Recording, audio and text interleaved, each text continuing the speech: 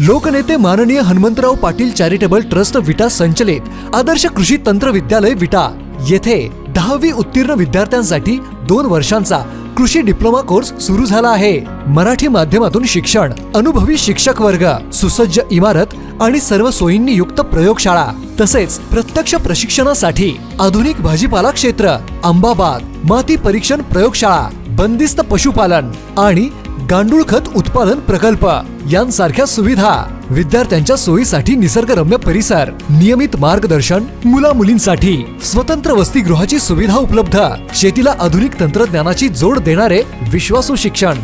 पत्ता आणि संपर्क आपल्या स्क्रीनवर।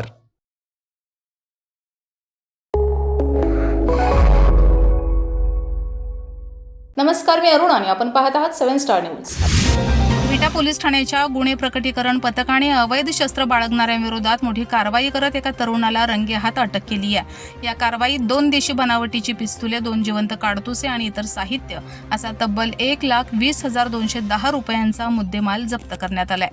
याबाबत मिळालेल्या माहितीनुसार ओंकार उर्फ ओके राजाराम काकडे, वय वर्ष 23, राहणार शिर्टे, तालुका वाळवा, जिल्हा सांगली, हा संशयित अवैधरित्या अग्निशस्त्र बाळगून फिरत असल्याची गोपनीय माहिती पोलीस कॉन्स्टेबल महेश संगपाळ यांना मिळाली होती।